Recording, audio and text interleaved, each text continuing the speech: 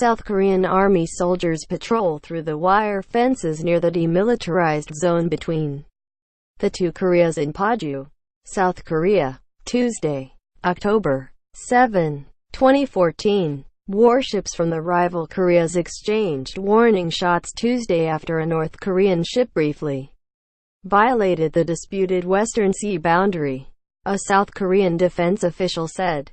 Ahn Young-joon, AP PhotoThe. The only way to locate and secure all of North Korea's nuclear weapons sites with complete certainty is through an invasion of U.S. ground forces. And in the event of conflict, Pyongyang could use biological and chemical weapons, the Pentagon told lawmakers in a new, blunt assessment of what war on the Korean Peninsula might look like. The Pentagon, in a letter to lawmakers, said that a full discussion of U.S. capabilities to counter North Korea's ability to respond with a nuclear weapon and to eliminate North Korea's nuclear weapons located in deeply buried underground facilities is best suited for a classified briefing. Subscribe to the Postmost newsletter. Today's most popular stories on the Washington Post. The letter also said that Pentagon leaders assess that North Korea may consider the use of biological weapons and that the country has a long-standing chemical weapons program with the capability to produce nerve, blister, blood and choking agents. The Pentagon repeated that a detailed discussion of how the United States would respond to the threat could not be discussed in public. The letter was written by Rear Admiral Michael J. Dumont, the Vice Director of the Pentagon's Joint Staff, in response to a request for information from two House members about expected casualty assessments in a conflict with North Korea, including for civilians in U.S. and allied forces in South Korea, Japan and Guam. A decision to attack or invade another country will have ramifications for our troops and taxpayers, as well as the region. For decades, Ted Lieu, D. Califf, and Ruben Gallego, D. Aries, wrote to the Pentagon, "We have not heard detailed analysis of expected U.S.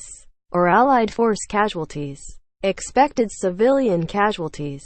What plans exist for the aftermath of a strike, including continuity of the South Korean government?" The Pentagon said that calculating best or worst-case casualty scenarios was challenging and would depend on the nature, intensity and duration of a North Korean attack, how much warning civilians would have to get to the thousands of shelters in South Korea, and the ability of U.S. and South Korean forces to respond to North Korean artillery, rockets and ballistic missiles with their own retaliatory barrage and air strikes. The letter noted that Seoul, the South Korean capital, is a densely populated area with 25 million residents. Any operation to pursue North Korean nuclear weapons would likely be spearheaded by U.S. Special Operations troops. Last year, President Barack Obama and then Defense Secretary Ashton B. Carter gave U.S. Special Operations Command a new, leading role coordinating the Pentagon's effort to counter weapons of mass destruction. SOCOM did not receive any new legal authorities for the mission but gained influence in how the military responds to such threats. Elite U.S. forces have long trained to respond in the case of a so-called loose nuke in the hands of terrorists. But senior officials said SOCOM is increasingly focused on North Korea. Dumont said the military backs the current U.S. strategy on North Korea, which is led by Secretary of State Rex Tillerson and focuses on ratcheting up economic and diplomatic pressure as the primary effort to get North Korean leader Kim Jong-un to stop developing nuclear weapons. Tillerson, Defense Secretary Jim Mattis and the Joint Chiefs of Staff Chairman Gen. Joseph F. Dunford Jr. have emphasized that during trips to Seoul this year. In contrast, President Trump, who goes unmentioned in the Pentagon letter, has taunted Kim as Rocket Man and expressed frustration with diplomatic efforts, hinting that he is considering preemptive military force. I told Rex Tillerson, our wonderful Secretary of State, that he is wasting his time trying to negotiate with Little Rocket Man. Trump tweeted on October 1, adding, "Save your energy, Rex. Well, do what has to be done." On October 7, Trump added in additional tweets that North Korea had made fools of U.S. negotiators. "Sorry, but only one thing will work," he said. Mattis and other Pentagon leaders have often cited the grave threat faced by Seoul, but the military much less frequently draws attention to its plans for an underground hunt for nuclear weapons. Air Force Call. Patrick Ryder, a Pentagon spokesman, said that Dumont and other Pentagon officials had no additional comment about the letter.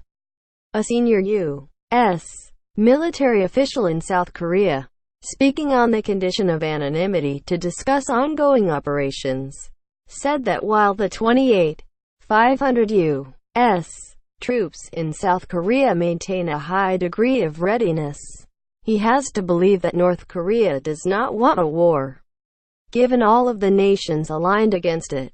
If you open the history books, this is not the first time that we've been in a heavy provocation cycle, the official said. On the side of South Korea and the United States, he said, there is no action taken without extreme consideration of not putting this in a position where a fight is going to happen. Dumont's letter also notes that we have not seen any change in the offensive posture of North Korea's forces. A statement by 16 lawmakers, released simultaneously with the Pentagon letter, urged Trump to stop making provocative statements that impede diplomatic efforts and risk the lives of U.S. troops. The Pentagon's assessment underscores what we've known all along. There are no good military options for North Korea, said the statement, organized by Luan Gallego and signed by 14 other members of Congress who are veterans, all but one of them Democrats.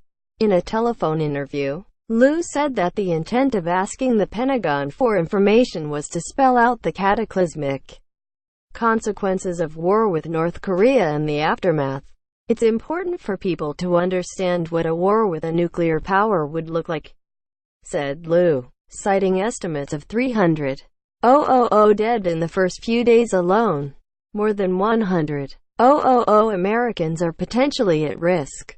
Liu, who spent part of his time in the Air Force on Guam preparing for military action against North Korea, called the letter a confirmation that a conflict would result in a bloody, protracted ground war. The Joint Chiefs, he believes, are trying to send a message to the American public. He said, "This is grim." Liu said, "We need to understand what war means, and it hasn't been articulated very well. I think they're trying to articulate some of that." Gallego said that he wanted information because of what he sees as a cavalier attitude in the White House about military action in North Korea. The idea that a ground invasion would be needed to secure nuclear weapons is eye-opening, he said, and raises the possibility of the U.S. military losing thousands of troops. "I think that you're dealing with career professionals at the Pentagon who realize that the drumbeats of war could actually end up leading us to war," he said. "They want to make sure that there is full transparency and information out there about what can occur if our civilian leaders make wrong calculations." The Pentagon letter also notes the possibility of opposition from China or Russia.